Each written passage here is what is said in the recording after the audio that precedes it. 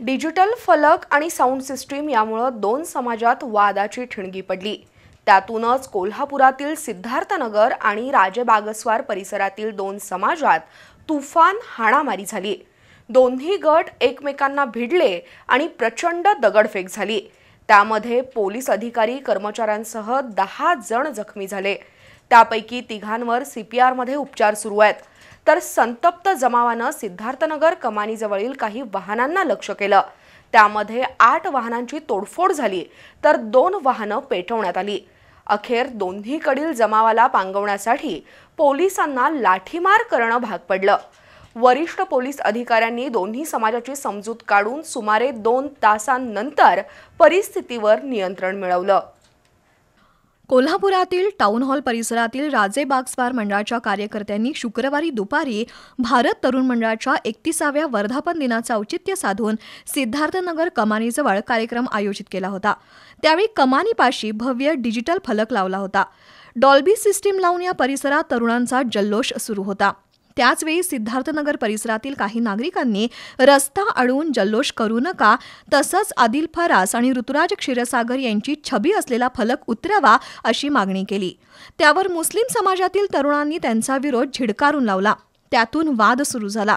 याबाबत माहिती मिळताच लक्ष्मीपुरीचे निरीक्षक श्रीराम कन्हेरकर पोलीस फौजफाट्यासह घटनास्थळी दाखल झाले। त्यांनी मंडळाच्या कार्यकर्त्यांची समजूत घालून कार्यक्रम बंद करण्यास सांगितलं। त्यानंतर दुपारी तणाव निवळला होता, पण रात्री 9:30च्या सुमारास पुन्हा दोन्ही समाजातील काही तरुण समोरासमोर आले। त्यानंतर पुन्हा वादावादीला सुरुवात झाली।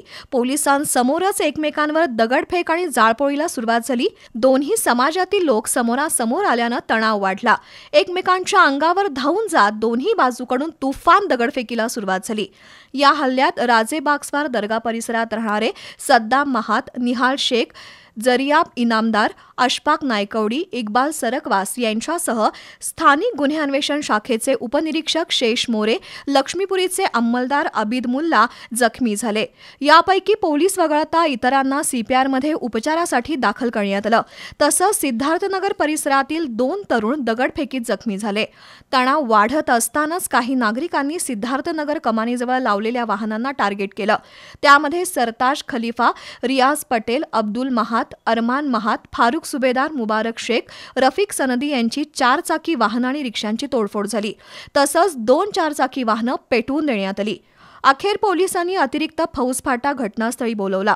पोलीस अधीक्षक योगेश कुमार गुप्ता, अप्पर पोलीस अधीक्षक धीरज कुमार बच्चू, शहर पोलीस उपाधीक्षक प्रिया पाटील, गृह पोलीस उपाधीक्षक तानाजी सावंत, शाहूवाडीचे उपाध्यक्ष अप्पासाहेब पवार, करवीरचे उपाधीक्षक सुजित क्षीरसागर, पोलीस निरीक्षक रवींद्र कळमकर, संजीव झाडे, सुशांत चव्हाण, संतोष डोके, किशोर शिंदे, नंदकुमार मोरे, सहाय्यक पोलीस निरीक्षक सागर वाघ यांच्यासह अन्य 15 वरिष्ठ पोलीस अधिकारी आणि 250 पोलीस कर्मचाऱ्यांचा फौजफाटा घटनास्थळी दाखल झाला।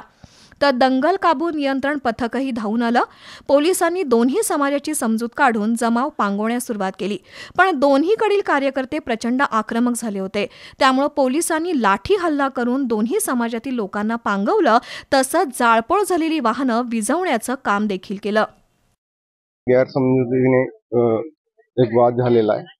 स्थिती हाताळण्यात आलेली आहे। स्थिती शांतता आहे। दोघांना वेगळा करण्यात आलेला आहे आणि सध्या स्थिती शांत आहे आणि पुढची कारवाई चालू आहे। अफवाचे बळी पडू नका।